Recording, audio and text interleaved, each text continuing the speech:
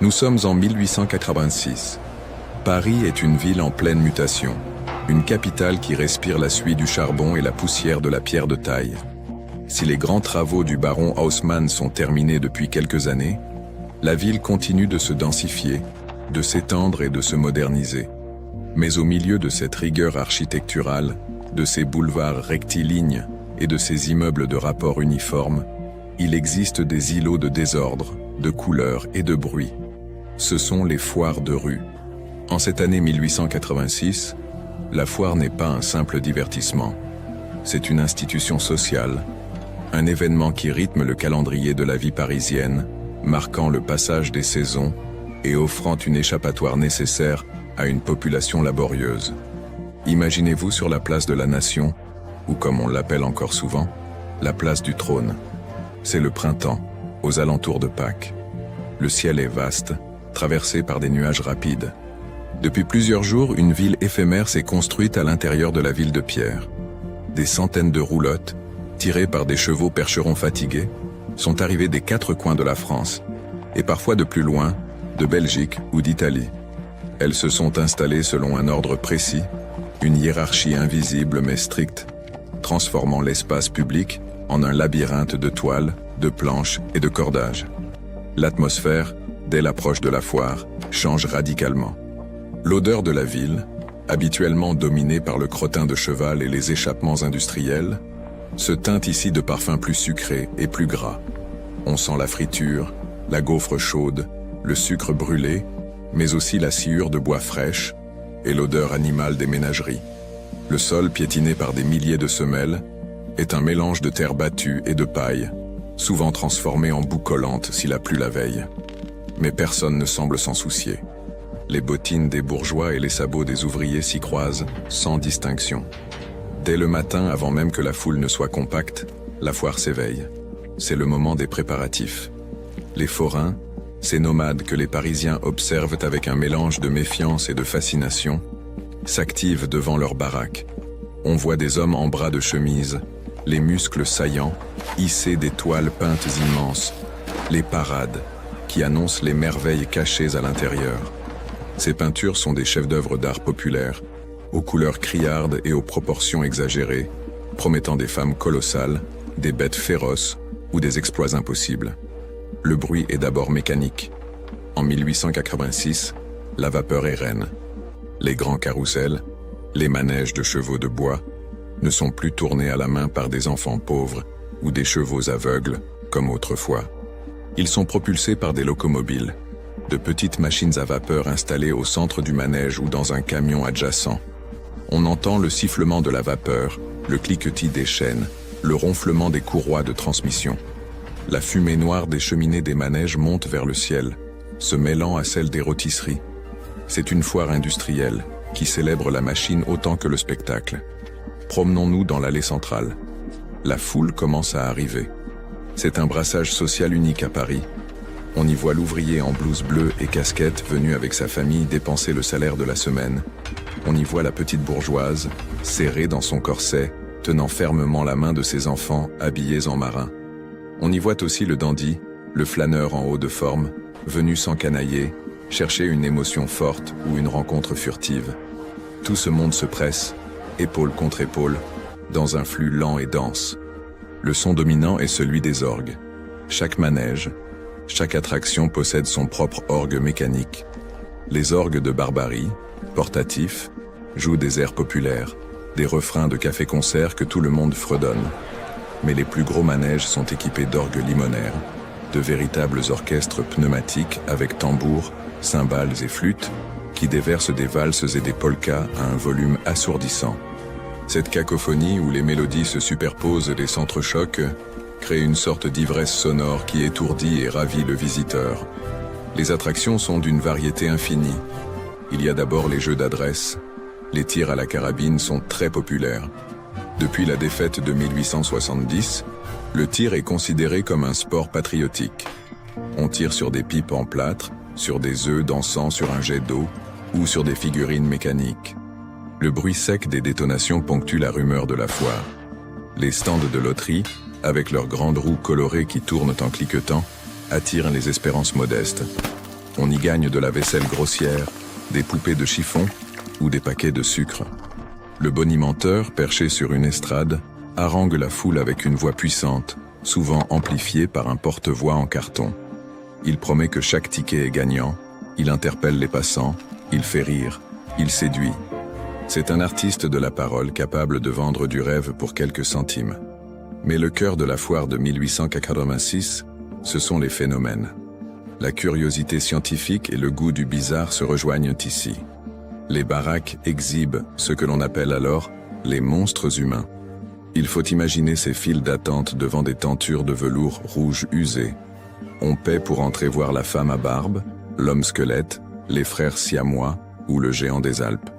À l'intérieur, dans une semi-pénombre savamment entretenue, ces êtres humains sont présentés sur des estrades. Le public les observe en silence, parfois avec pitié, souvent avec une curiosité malsaine, ou simplement avec l'étonnement de voir que la nature peut produire de telles exceptions. Il n'y a pas encore de jugement moral sur ces exhibitions. Elles font partie de l'ordre des choses, une leçon d'anatomie vivante pour le peuple. À côté des humains, il y a les animaux. Les ménageries sont des attractions majeures. Pour la grande majorité des Parisiens qui ne voyageront jamais plus loin que la banlieue, la foire est le seul moyen de voir un lion, un tigre, un éléphant ou un ours polaire. Les odeurs fauves sont prenantes. Les dompteurs, vus comme des héros bravant la mort, entrent dans des cages exiguës pour faire sauter des félins fatigués à travers des cerceaux enflammés. On frissonne, on crie, on applaudit. Il y a aussi les puces savantes, spectacle minuscule où l'on observe à la loupe des insectes attelés à des chariots d'or microscopiques. C'est un monde de patience infinie et d'illusions.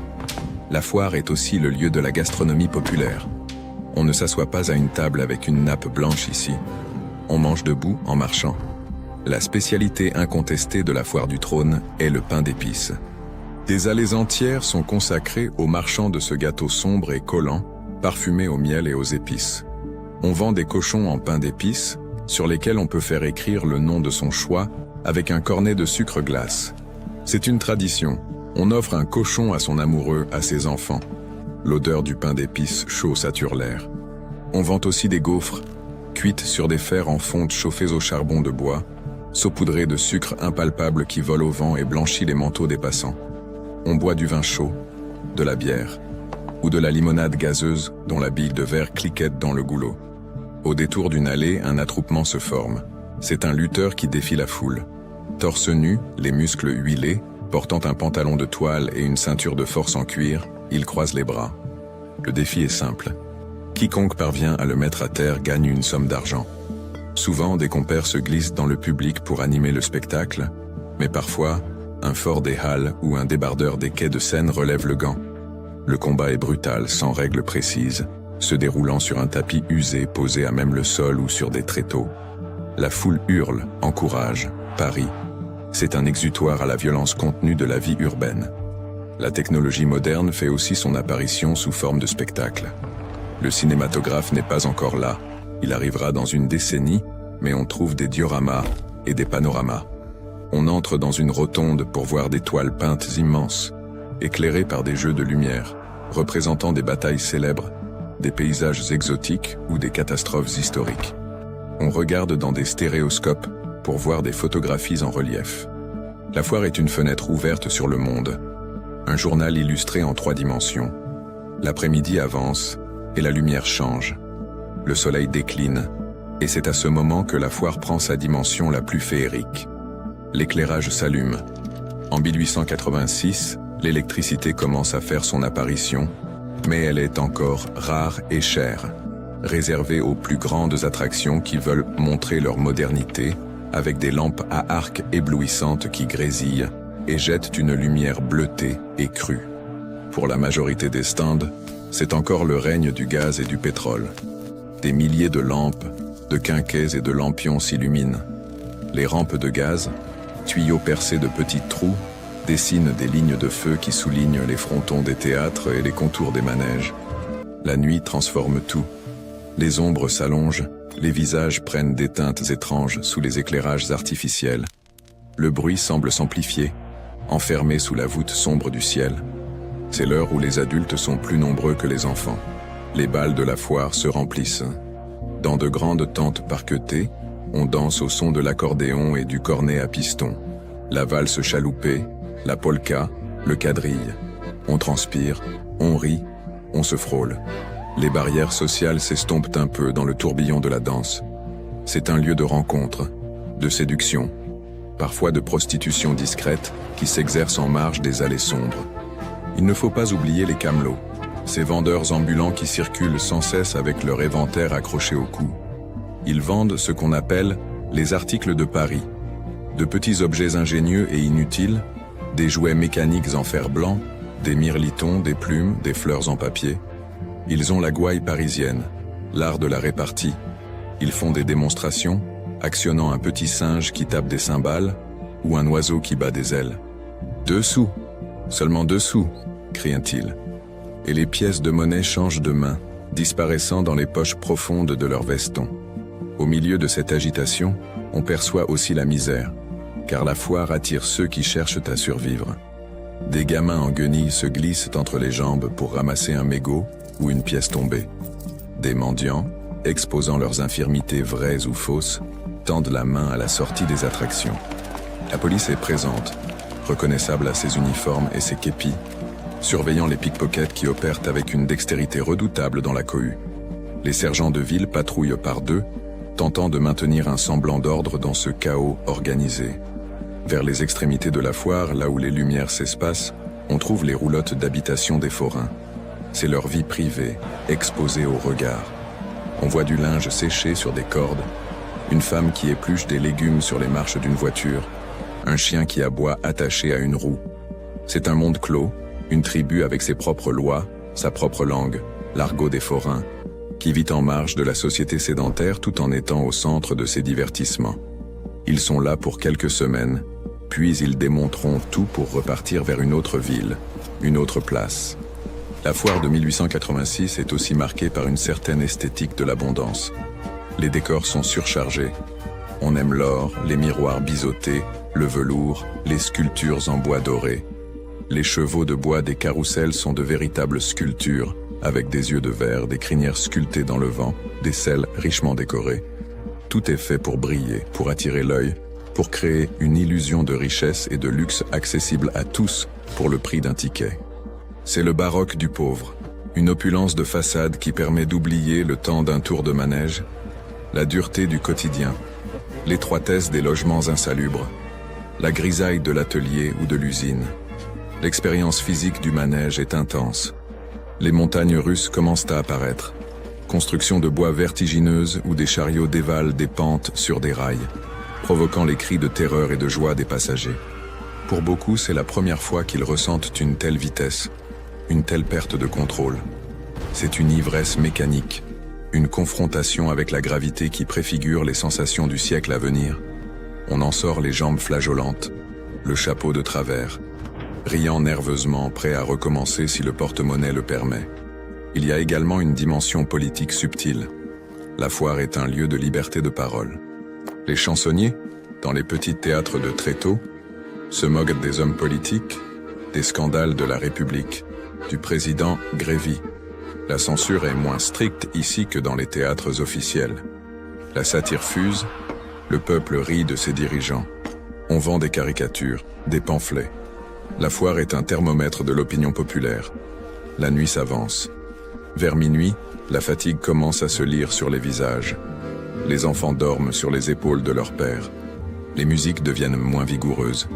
Les lumières s'éteignent une à une.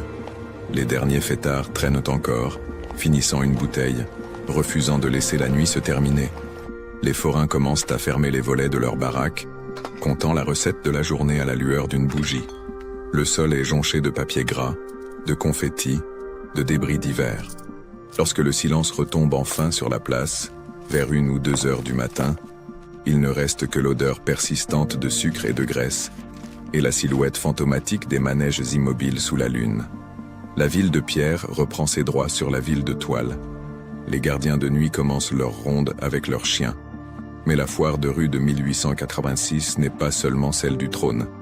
Il y a aussi les petites fêtes de quartier, les vogues. Dans les quartiers plus populaires comme Belleville ou Ménilmontant, La foire est plus modeste. Quelques tirs, une balançoire, un marchand de frites, un accordéoniste. Elle s'installe sur un terrain vague, au pied des fortifications. C'est une fête de voisinage plus intime où tout le monde se connaît. On y descend en voisin, en pantoufles presque. C'est le prolongement de la rue, le salon du peuple. Il faut aussi mentionner les marchés, qui sont une autre forme de foire quotidienne. Le matin, les rues de Paris sont encombrées par les marchands des 4 saisons qui poussent leurs charrettes à bras. Mourons pour les petits oiseaux, à la barquette, la fraise. Ces cris de Paris forment une musique matinale incessante. Les marchés découverts, comme celui de la rue Mouffetard ou de la rue de Bussy, sont des lieux de vie intense. On y vend de tout, à même le pavé ou sur des tréteaux précaires. Le spectacle est dans l'échange, dans le marchandage, dans la théâtralité de la vente. Le boucher découpe la viande devant le client, le poissonnier harangue la ménagère. C'est une foire aux vivres, vitale et bruyante. Cependant, en 1886, on sent une tension entre cette tradition de la rue et la volonté d'ordre des autorités. Le préfet de police tente de réguler, de repousser les foires vers la périphérie, d'imposer des horaires, des normes d'hygiène. La bourgeoisie des beaux quartiers se plaint du bruit et de la populace. La foire est un corps étranger qui résiste, qui refuse de se laisser aseptiser. Elle est le symbole d'un Paris qui ne veut pas être seulement une vitrine de la modernité, mais qui veut rester vivant, organique, désordonné. Regarder une foire en 1886, c'est voir le résumé de la société de l'époque. C'est voir l'émergence des loisirs de masse. Avant, le loisir était le privilège des riches. Maintenant, avec la réduction progressive du temps de travail et l'augmentation légère des salaires, le peuple accède au droit de s'amuser. La foire est l'industrie de ce divertissement naissant. C'est là que l'on dépense le superflu, que l'on achète l'inutile, que l'on vit l'instant présent. Alors que nous quittons la place, imaginant les dernières lueurs des lampes à gaz s'éteindre, nous comprenons que ces foires étaient bien plus que des parcs d'attractions primitifs. Elles étaient le cœur battant de la cité, des zones de trêve sociale, des lieux de rêve manufacturés où, pour quelques heures, la grisaille du 19e siècle industriel s'effaçait devant la couleur, le mouvement et la lumière. C'était un monde de sensations brutes, directes, sans filtre. Un monde qui a forgé l'imaginaire collectif de plusieurs générations de Parisiens, laissant dans les mémoires le souvenir d'un tourbillon de poussière et de musique, d'une liberté éphémère sous le ciel changeant de Paris.